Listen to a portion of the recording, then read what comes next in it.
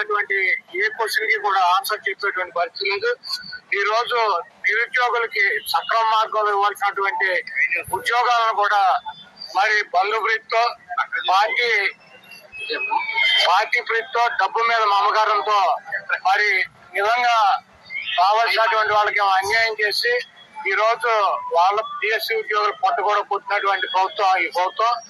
అదేవిధంగా ఈ రాష్ట్రాన్ని అనేక రకాలుగా అభివృద్ధి చేస్తాను, నేను సంపద సృష్టిస్తానని చెప్పాడు. సంపద సృష్టించేది ఏం లేదు.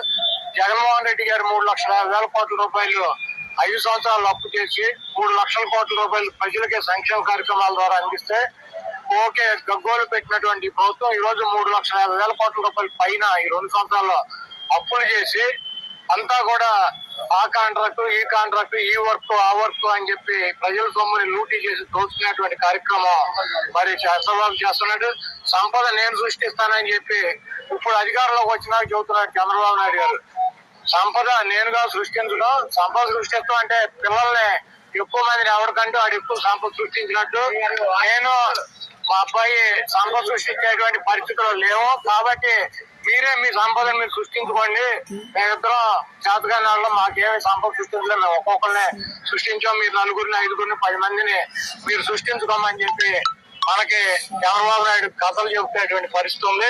అదేవిధంగా జగన్మోహన్ రెడ్డి గారిని మా పార్టీని కొట్టల పార్టీ అని చెప్పి చంద్రబాబు, లోకేష్, తెలుగుదేశం పార్టీలో ఉన్నటువంటి ప్రతి వాళ్ళతోనూ ఆయన ఎల్లో మీడియాతో మాట్లాడిస్తున్నాడు. అవును, జగన్మోహన్ రెడ్డి గారు ఆయన పార్టీ డెఫినెట్ గా తెలుగుదేశం పార్టీ గొడ్డల పార్టీ లాగా కనబడుతుంది. అది గొడ్డలు మామూలు గొడ్డలు కాదు, పరశురాముడి గొడ్డలి. గతంలో మనం చూసాం చరిత్ర. గొడ్డలు ఎవరి దగ్గర ఉండేది? శివుడి దగ్గర ఉండేది.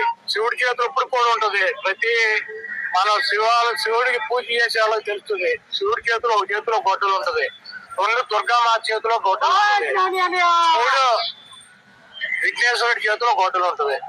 ఆ గొడ్డల్ని తపస్సు చేస్తే పరశురాముడికి ఇచ్చారు.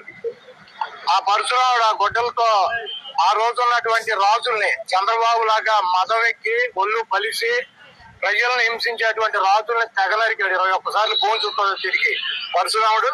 ఈ రోజు 29లో చంద్రబాబు నాయుడు తుప్పు గొడ్డలు మాకు అవసరంలా.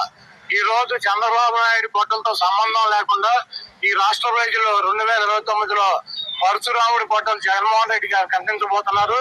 మీరు ఒకటి గుర్తు పెట్టుకోండి, ఆ గొడ్డలతో మీ పార్టీని, మీ అవినీతి సామ్రాజ్యాన్ని, మీ రాజకీయ జీవితాలని తెగనరికి భూమిలో పరశురాముడి లాగా పాతి పెడతాడు. డెఫినెట్ గా జగన్మోహన్ రెడ్డి